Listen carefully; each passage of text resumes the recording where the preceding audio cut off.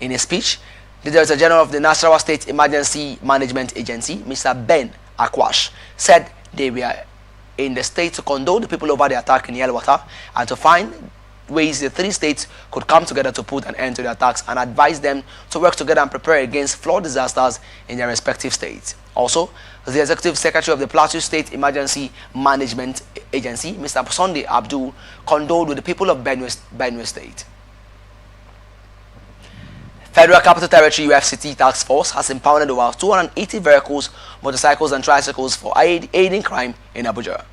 Director Department of Security Services FCT Administration Adamu Gwari through Peter Olumuji during the day 5 of Operation Sweep Abuja late Monday said over 40 vehicles have been impounded for traffic offences and erring in area of registration, revealing that over 200 commercial motorcycles were apprehended for helping criminal elements through route violation.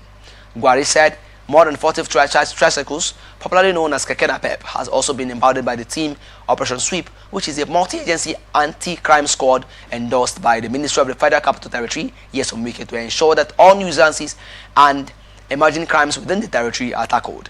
Kwari said, considering Abuja as one of the safest places to reside in the country, it has made so many persons to migrate into the capital, paving way for different impacts, and all those arrested during this operation will be profiled accordingly, especially beggars and the destitute, adding that it also has its own negative implications because the infrastructure has been overstretched and people with questionable characters have also been able to come into the capital.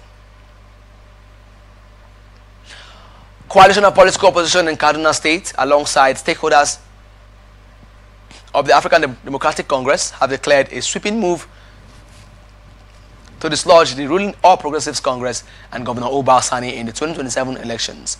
At a press briefing in Kaduna, the leaders drawn from various members of the APC, People's Democratic Party and Labour Party vowed to build a formidable political force that would unify citizens, end divisive politics and prioritize people-centered development.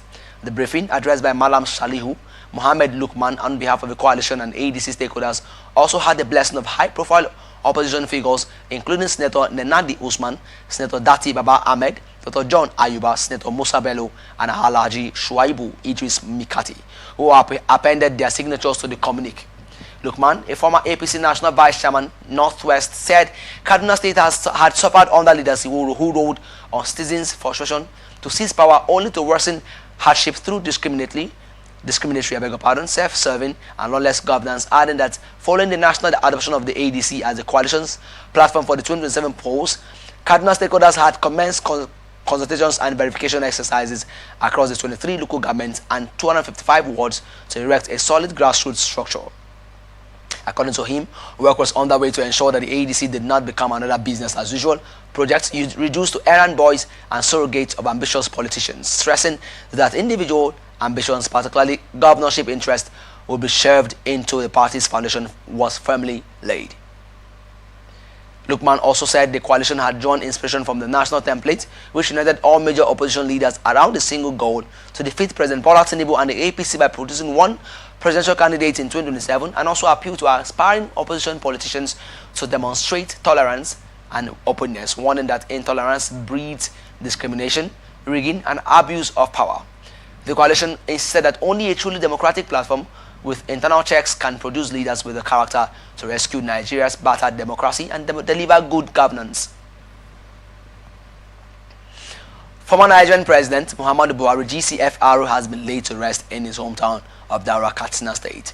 In a solemn ceremony marked by full national and military honors, the burial, which followed Islamic rites, took place in the courtyard of his private residence shortly after Janaza funeral prayers were observed at a nearby makeshift prayer ground. Dignitaries, family members, traditional rulers, political leaders and mourners from across the country were present to witness the historic moment.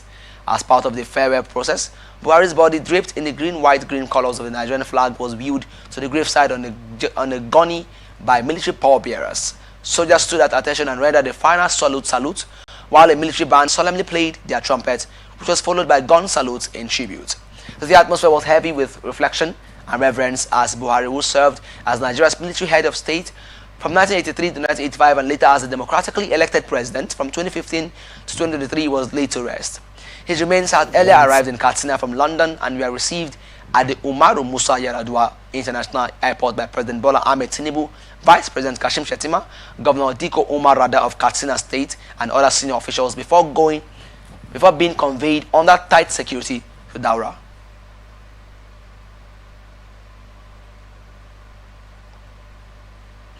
About 27 farmers, including men and women, have been reportedly killed in a fresh attack by gunmen in Bindi, Jabu of the Tahos community in Riyom local government area of Plateau State.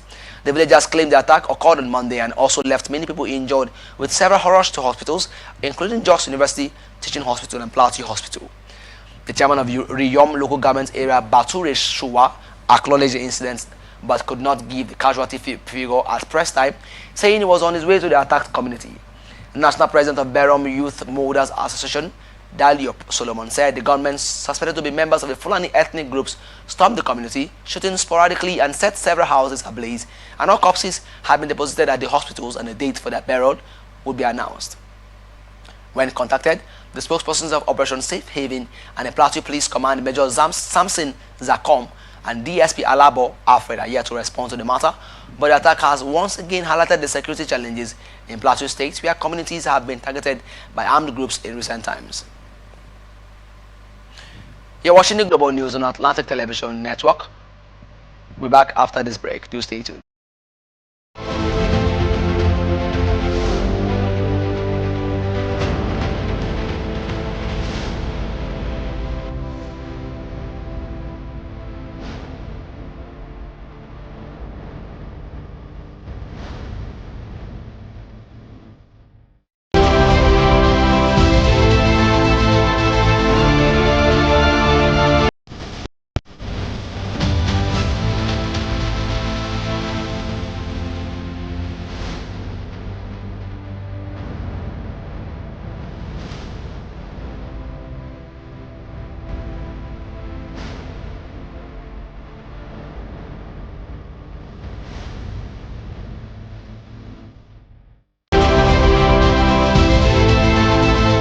Welcome back. This is the Global News on Atlantic Television Network, and now to the rest of our stories. UN Secretary General Antonio Guterres has expressed deep sadness at the passing of former Nigeria's President Muhammadu Buhari.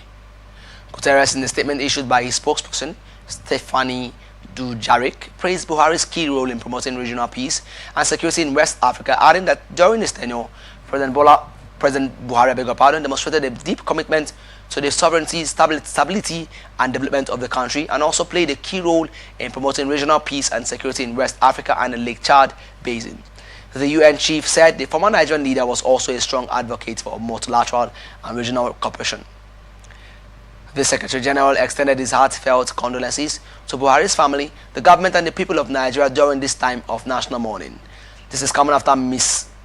Amina Mohammed, the UN second highest ranking official, visited the Nigeria House in New York on Monday to pay glowing tribute to Nigeria's late former president, adding that she served under Buhari both as Minister of Environment and earlier at the Petroleum Trust Fund, and after resigning the condolence register, and she also prayed for the peaceful repose of his soul. Mohammed, after signing the condolence register, described the late Nigerian leader as a man of unwavering discipline, deep conviction, and steadfast patriotism whose legacy would endure far beyond Nigeria's borders. United States Embassy in Abuja and the Consulate General in Lagos shut down on Tuesday, July 15, in observance of a national public holiday declared by the Nigerian government in honor of the late former President Muhammadu Buhari. The U.S. mission in Nigeria declared the closure in a statement posted on its official X account on Monday, adding that affected applicants would receive updated appointment dates in due course. Consular operations are expected to resume after the holiday. The federal government had declared Tuesday a work-free day to honor Buhari, who died on Sunday, July 13 at the age of 82 in a London hospital. Indigenous people of Biafra, IPOB, has urged the federal government to cease what it described as misleading claims about its proscription, stating that the group was not lawfully declared a terrorist or proscribed organization under Nigerian or international law. A statement by its Director of Legal Affairs and made available by spokesperson Ima Powerful, IPOB said the 2017 ex-parte order obtained by the government was not the result of a full trial and did not amount to a conviction.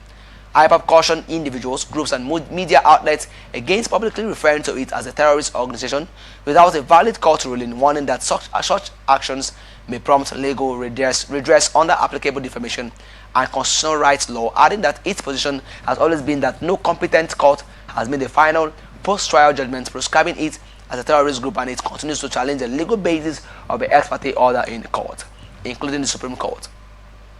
IPOB also stressed on this commitment to peaceful advocacy and legal remedies to defend its name. Unlike groups officially designated as terrorist organizations by relevant global bodies, adding that IPOB was not convicted or found guilty of terrorism by any court of law following a fair trial, and also warned that labeling the group without such a ruling undermines the principles of justice.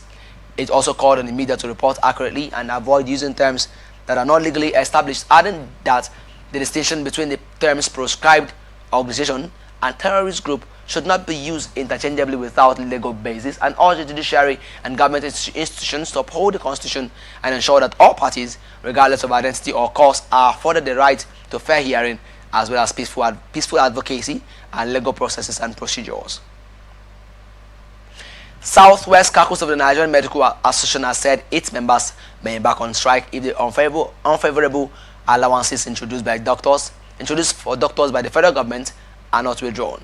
The caucus, which comprises Osun, Oyo, Ekiti, Ogun, and Ondo states, said this at a news conference in Oshawa on Tuesday. Dr. Adeshina Fasanu, the caucus chairman, said the recent circular issued by the National Salary, Income and Wages Commission concerning doctors' increased allowances is not in tandem with economic reality, adding that the national leadership of NMA had given the federal government 21-day ultimatum to withdraw the circular. He said the Southwest Caucus aligns with national leadership of the NMA in demanding immediate correction of inconsequential adjustments in alignment with the 2001, 2009 and 2014 collective bargaining agreements, as well as a full payment of 2025 medical residency training fund and comprehensive review of the fund to reflect current economic realities, adding that the federal government did not consult them before announcing the allowances. Speaking, Dr. Ifedayo Oreyemi, Ekiti State NMA chairman, said 2,000 doctors leave the country yearly, and if doctors' welfare is not given adequate attention, doctors will continue to leave the country for greener pastures.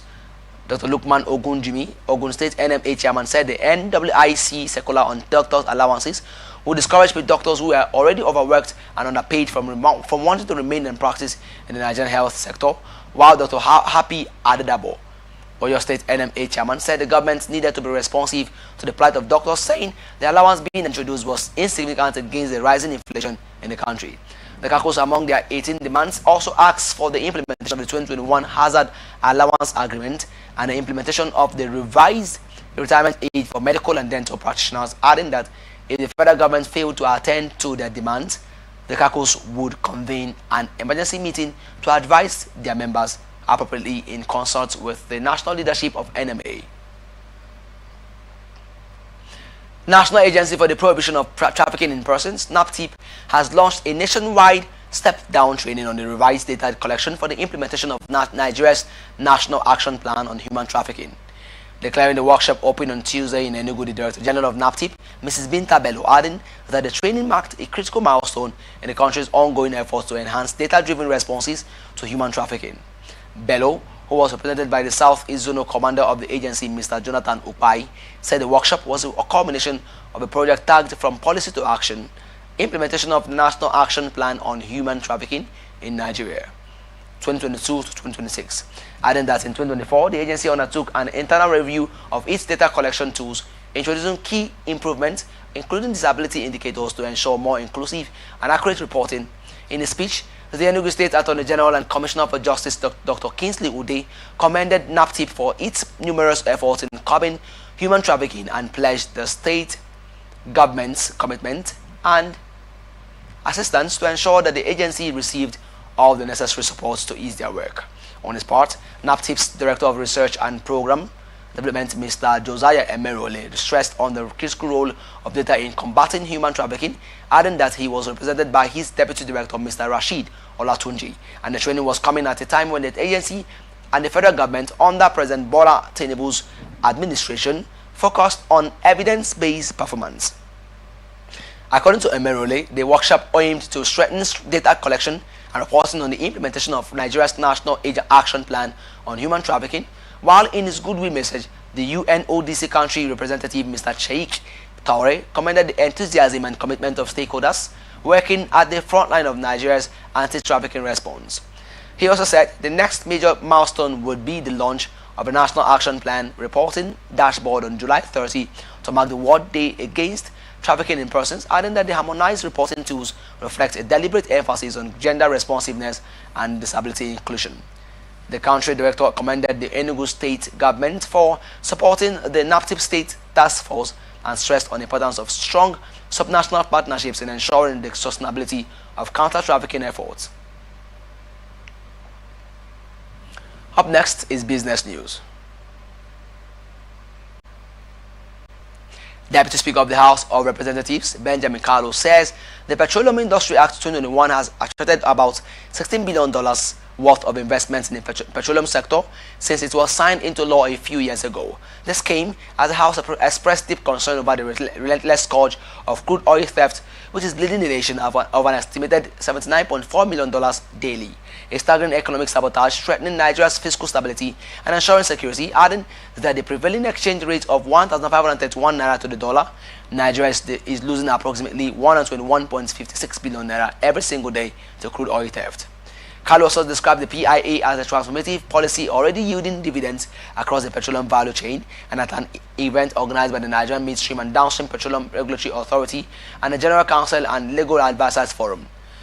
Represented by Imo lawmaker Ikenga Ugochinyere, Kalu said the PIA is driving renewed investor confidence and economic recovery, stressing that just 2 years after the PIA was passed, Nigeria has attracted $16 billion in investment commitments, a 28,991% leap from the pre-PIA baseline of just $55 million in 2020. Oil production has also rebounded, reaching 1.69 million barrels per day by the end of 2024, the highest in nearly 4 years. The event, themed Advancing a Collaborative Compliance Culture in Nigeria's Midstream and Downstream Petroleum sectors, brought together legal professionals, regulators and industry stakeholders to evaluate the evolving landscape under the PIA. The Deputy Speaker also said Nigeria emerged as Africa's top destination for oil and gas investment in 2024 and also secured 3 out of 4 final investment decisions made by global energy giants. Director General of the Securities and Exchange Commission, Dr. Ememotimi Agama, has expressed concern over the growing threat of digital assets fraud, warning that it poses a significant challenge to capital market integrity and undermines investor confidence. The ICG DG, who disclosed this in Abuja as an event to mark African Union Anti-Corruption Day themed Understanding Virtual Assets and Investment Fraud, said corruption will continue to be a major obstacle to Africa's economic growth, social development and attractiveness to investors. He said SEC, as a frontline regulator, remains committed to strengthening investor education on recognizing and avoiding fraudulent schemes, enhancing regulatory frameworks to keep pace with evolving risks in virtual assets and digital investments, and fostering cross-border collaboration to combat corruption and illegal financial flows, adding that the Investment and Securities Act ISA 2005 introduced key provisions to regulate virtual assets, cryptocurrencies, digital tokens and other blockchain-based assets in Nigeria, with Commission as the primary regulator for virtual assets classified as securities or investment products. He also said all virtual asset service providers, exchanges, custodians, brokers must obtain SEC approval and meet capital, governance and cybersecurity standards, adding that all platforms must warn investors about volatility, fraud and regulatory risks, warning that there are stiff penalties for market manipulation, insider trading and Ponzi schemes. International Monetary Fund says for the federal government may lose as much as 0.5% of the country's gross domestic product in revenue following its decision not to raise the value-added tax rate. In its latest article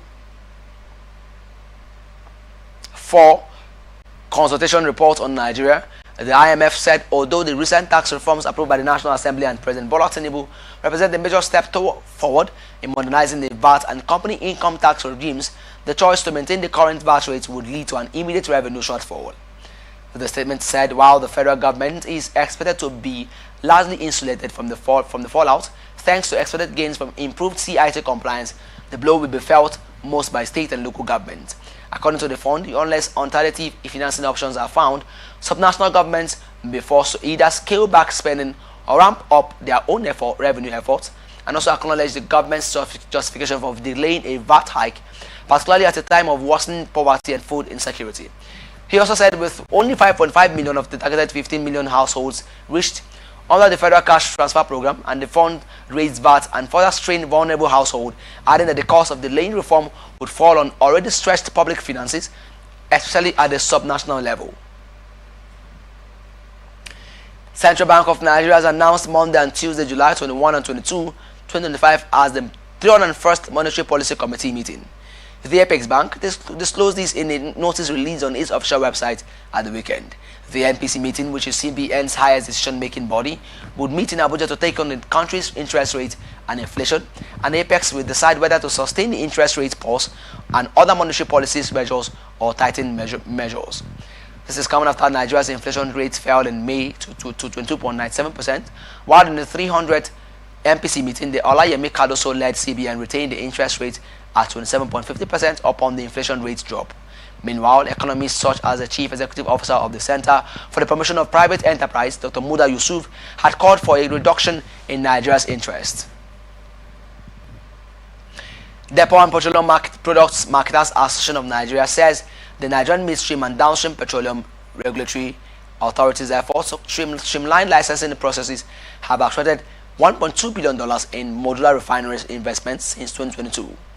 This is coming after the regulator had reduced cross-border fuel diversion by 35% through stricter anti-smuggling measures.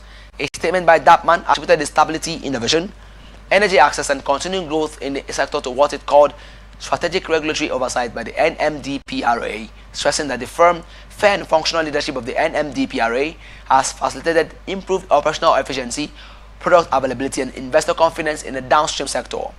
The Executive Secretary of DAPMAN, Olufemi Adewale, said the NMDPRA under the leadership of Farouk Ahmed was transforming this sector, adding that DAPMAN would continue to support and work to achieve sustainability in the industry and enhance access to world-class energy solutions across the nation. DAPMAN applauded the commitment of NMDPRA to fostering a competitive market, enhancing energy security and encouraging innovation as the sector responds to unfolding global oil and gas market challenges and opportunities, adding that the intervention of the NMDPRA and its collaboration with the Nigerian National Petroleum Company Limited and other stakeholders in the sector have significantly reduced fuel scarcity incidents by ensuring a consistent nationwide supply. He also said Nigeria had maintained petrol sufficiency in recent times, describing it as a marked improvement from previous years, adding that NMDPRA's transparent regulatory framework has attracted new investments into refining and distribution, citing the authorities' licensing of modular refineries and compliance enforcement to bolster private sector participation. And now to international tidbits. King Mohammed VI of Morocco has conveyed his heartfelt condolences to President Bola Ahmed Tinubu following the passing of Nigeria's former president Muhammadu Buhari. In a formal message of sympathy, the Moroccan monarch extended his condolences to President Tinubu, the Buhari family, and the people of Nigeria, describing the loss as a deeply sorrowful event. King Mohammed VI commended Buhari as an illustrious leader who worked entirely to serve his country's best interest and lead his people toward further progress and prosperity. Reflecting on their shared diplomatic ties, the monarch highlighted the positive outcomes of their collaboration, and they culminated in the launch of promising development projects that have ushered a new era grounded in friendship and close cooperation between the two sister nations. He offered prayers and expressed solidarity with Nigeria during the period of national mourning. United Nations Deputy Secretary General Amina Mohammed has visited the Nigeria House in New York to pay tribute to Nigeria's late former president Muhammadu Buhari. Mohammed, who served under Buhari both as Minister of Environment and earlier at the Petroleum Trust Fund, signed the condolence register and prayed for the peaceful repose of his soul, and described the late Nigerian leader as a man of unwavering discipline, deep conviction and steadfast patriotism, whose legacy would continue to endure far beyond Nigeria's borders. Speaking after signing the register, the UN's second highest ranking official reflected on her long working relationship with Buhari, described the former Nigerian president and one-time military head of state as a leader who deeply believed in his people and country. She recalled Buhari's guiding principle that service is about humanity that demanded patience, faith, and sincerity of purpose, and also described Buhari's death as a deep loss at a time when the world is facing moral challenges and a drift in values. On Buhari's enduring legacy, Mohammed highlighted his unwavering courage and conviction in putting Nigeria and Africa first, and also recalled how Buhari inspired her even beyond national borders, sharing an example from her UN mission in the Democratic Republic of Congo. China's economy has beaten expectations even as US President Donald Trump's tariffs and a prolonged crisis in the property market weigh on growth. Officials said the world's second largest economy grew by 5.2% in the 3 months to the end of June compared to the same time last year, and it is better than the 5.1 forecast by many economists, but lower than the previous quarter. The country has so far avoided a sharp downturn, partly due to measures announced by Beijing to help support the economy, and a fragile trade truce with Washington, and the economic growth was helped by a 6.4% expansion in manufacturing with higher demand for 3D printing devices, electric vehicles, and industrial robots. Data suggests the country's real estate industry is continuing to struggle despite several rounds of measures to support property prices, adding that growth was boosted by exports, mainly due to firms rushing to ship goods before potential new tariffs or changes to China's export strategy take effect. A tariff war between China's President Xi Jinping and Trump led to the US imposing a 145% levy on Chinese imports. In return, Beijing introduced a 125% duty on some US goods, and those tariffs were paused after negotiations in Geneva and London, and the two sides now have until 12 August to reach a long-term trade deal. Here now is ATN Sports News. India's Fauja Singh, the world's oldest distance runner, has died in a road accident at the age of 114. Singh, an Indian-born British national nicknamed the Turban Tornado, died after being hit by a vehicle in Punjab State, Jalandhar district on Monday. Fauja's biography, Kushwant Singh, wrote on X that he was struck by an unidentified vehicle in his village Bias while crossing the road and prayed for his soul to rest in peace. Singh did not have a birth certificate, but his family said he was born on April 1, 1911, and he ran full marathons for the 42 kilometers till the age of 100. His last race was a 10 kilometer 6-mile event at the 2013 Hong Kong Marathon when 1 where he finished in 1 hour, 32 minutes and 28 seconds and became an international sensation after taking up distance running at the ripe old age of 89 after the death of his wife and one of his sons. Super Falcons defender Oluwatosin Demehin has declared that the 9-time champions are stronger than Zambia, adding that Nigeria and Zambia will clash in a quarter-final fixture at the ongoing 2025 Women's Africa Cup of Nations on Friday. The game is slated for the Labi Zaholo Stadium, Casablanca, and will kick off at 5 p.m. Nigerian time. The Copper Queens have impressed with their fluid attacking play in Morocco, and the attacking pair Barbara Banda and Rachel Kundananji have also terrorized opposing defenders with ease. Al Nassr forward Cristiano Ronaldo has expressed his delight at the chance to play under Jorge Jesus. Jesus is now the second Portuguese manager Ronaldo will work with at the Saudi Pro League side. The 5-time Ballon d'Or winner played under Luis Castro for over 12 months in 2023-24. Italian tactician Stefano Pioli was in charge last season but has now returned to Serie A to coach Fiorentina. In the past, Jesus coached Al Nassr's rivals Al Hilal, where he won a league title, King's Cup, and 2 Saudi Super Cups. The 70-year-old signed a 1-year deal after Ronaldo gave approval for his appointment. Ronaldo simply posted a welcome message on his social media in reactions to the news of Jesus' arrival. Up next is entertainment news. Nollywood actress Angela Okori says fragments from a bullet fired at her in a 2019 assassination attempt are still lodged in her head. Sharing footage of her medical evaluations, the actress explained that she has spent 2 weeks visiting hospitals due to health issues and was subsequently advised by her doctor to remain on bed rest. After undergoing medical scans and tests, Okori said more bullet fragments have surfaced in her head over time, which has led to blurry vision and frequent headaches. This is coming after the actress was attacked by gunmen in December 2019 and she sustained multiple head injuries in the encounter. Okori has consistently maintained that the attack was orchestrated by individuals within the movie industry and has vowed never to forgive those responsible. Nigerian skit maker and actor Aloma Isaac Jr., also known as Zik Saloma, has addressed the harsh criticism he received online after he made a video with his elderly mother. In the clip, Zik Saloma said his mother, who is over 70 years and battling cancer, wanted to attend his movie premiere and expressed his uncertainty about her strength, but said she was recovering well after undergoing chemotherapy. However, the video sparked a wave of negative comments, with many viewers making hurtful remarks about his mother's appearance, including comments about her nose and calling her ugly. In response, Zik Saloma called out the online trolls, labeling them as part of a finished generation, and claimed that the negative comments did not affect him personally. He found it unacceptable that his mother was being targeted. The skit maker expressed his disappointment in the younger generation, questioning their ability to make informed decisions about governance and societal issues, and appreciated the supportive comments he received, but was disheartened by the unkind remarks from young adults, both locally and internationally. Nigerian comedian and actor Richard Ayodeji Makon, popularly known as AY, has asserted his continued relevance in the entertainment industry despite the perception that fame inevitably fades with age. In an Instagram post, AY addressed those who believe that growing older automatically means losing one's spotlight, adding that he remains a prominent figure in his field, enjoying recognition and influence. He attributes his staying power to his divine grace, highlighting that his career is far from over. The award-winning entertainer made it clear that he has no intention of retiring or stepping away from the spotlight, adding that he remains dedicated to his craft and entertaining audiences across different generations.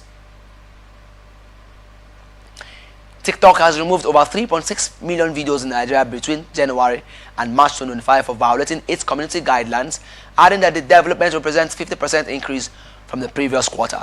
According to TikTok's first quarter 2025 community guidelines, enforcement reports said TikTok prioritized creating a safe, respectful and trustworthy digital environment, and also highlighted TikTok's proactive approach with a detection rate of 98.4% from content removed before user reports and 92.1% of videos removed within 24 hours. According to the report, in Nigeria, 42,106 live rooms were banned and 8,156 streams were interrupted for violating community guidelines, adding that the platform also removed 129 accounts in West Africa tied to covert operations in partnership with Cize Yara, a child-centered non-profit organization. The report said TikTok is expanding an app helpline resource to Nigeria. An initiative provides young users with access to local helplines for expert support on issues like suicide, self-harm, hate and harassment, stressing that TikTok digital well-being ambassador Dr. Olawale Ogunlana collaborated with experts to promote digital well-being. It also said TikTok encouraged community participation through user reporting and education, advocating for a collaborative approach to creating a respectful online environment, adding that the first quarter 2025 TikTok reflects TikTok's efforts to safeguard its Nigerian user base, strengthen enforcement agent systems, and remain transparent about measures taken to uphold platform integrity. And that's the global news for tonight. Before we go, another look at the major stories. Police arrest suspected kidnappers in Delta State. Suspected gunmen kill 27 persons in fresh attack. Buhari laid to rest in Daura with full military honors. IMF predicts 0.5% GDP revenue loss for Nigeria. China economic growth increases above Trump tariffs. World's oldest runner dies at 114 in road accident. Angela Okori speaks on alleged assassination attempt. I am Favor Chikwesiri Michael. Thank you for watching. You can follow us on our social media platforms, on Twitter at Atlantic TV Net, on Facebook and YouTube at Atlantic Television Network, on Instagram at Atlantic TV Network, and don't forget, peace and unity are the pathways to progress. Thank you for watching, and do have a pleasant night rest.